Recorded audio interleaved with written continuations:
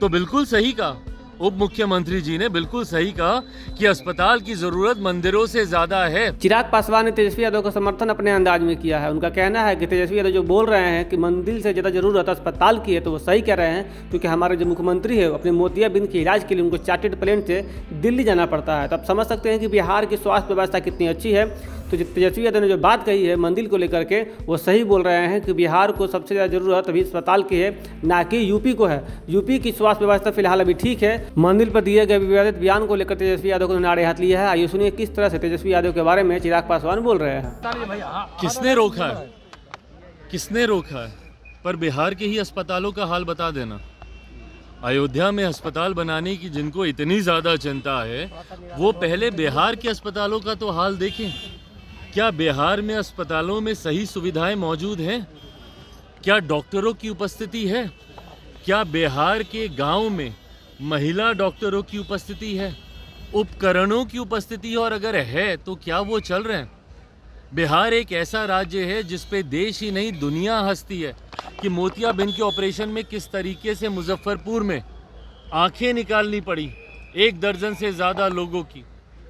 बिहार एक ऐसा राज्य है जहां पे हमारे खुद के मुख्यमंत्री मात्र सिर्फ मोतियाबिंद को ऑपरेशन कराने के लिए दिल्ली चार्टर फ्लाइट से जाते हैं। तो बिल्कुल सही कहा उप मुख्यमंत्री जी ने, बिल्कुल सही कहा कि अस्पताल की ज़रूरत मंदिरों से ज़्यादा है, पर उस अस्पताल की ज़रूरत सबसे ज़्यादा कहीं पर है तो वो बिहार में है, ना कि उत्तर प्रदेश में। भाई सीट शेयरिंग को लेकर वो चिंता क्या जाहिर करें? उन्होंने तो 2 प्रत्याशियों की औपचारिक घोषणा तक कर दी है, और कई सीटों पर, मुंगेर जैसी सीटों पर तो सबको पता भी है कि भैया कौन कौन कहाँ से चुनाव लड़ेगा। यही हाल बंगाल में है। ममता बनर्जी जी मात्र 2 सीटें कांग्रेस को देने को मान रही हैं वहाँ पे। आप पंजाब चले जाइए, आम आदमी पार्टी सारी सीटों पे वहाँ पे तैयारी कर रही है। तो इन लोगों का ना सीटों का बंटवारा हुआ, जिस गठबंधन में इतने दिनों के बाद आज तक एक लोगो, एक निशान तक ये लोग फाइनल नहीं कर पाए, जहाँ पे ये लोग एक संयोजक तक अभी तक नियुक्त नहीं कर पाए। ऐसे में ये तमाम घटक दल एक साथ मिलकर चुनाव लड़ेंगे, ये होता नहीं दिख रहा। भाई ये एक ऐसी सरकार है केंद्र में लंबे समय के बाद जो सही मायनों में सबका साथ, सबका विकास और सबके विश्वास की सोच के साथ आगे बढ़ रही है। और यही बौखलाहट दूसरों को है। कभी इनको राम मंदिर बनने में इनको परेशानी होती है, कभी इनको दूसरे विकास के कार्यों से इनकी बौखलाहट दिखती है।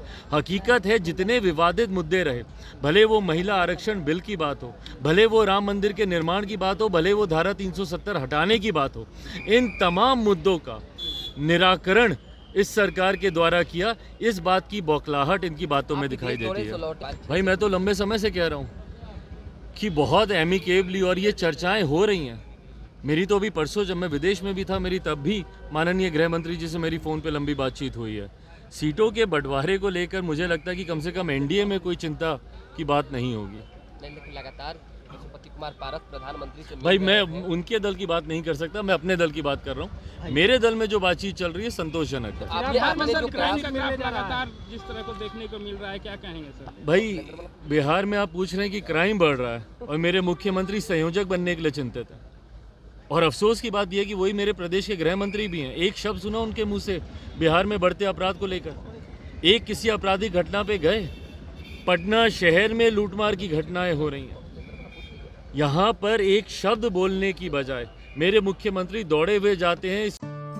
दीक्षांत एडुटेक लाया है दीक्षांत डिजिटल क्लास। दीक्षांत डिजिटल क्लास का उपयोग कर छात्र बना सकते हैं पढ़ाई को बेहद आसान और मजेदार। दीक्षांत डिजिटल क्लास को स्कूल में बैठकर देखना है तो पेन ड्राइव और स्मार्ट टीवी बनेगा सही माध्यम। चलिए अब ये भी जानते हैं कि दीक्षांत डिजिटल क्लास का फी स्ट्रक्चर क्या होगा।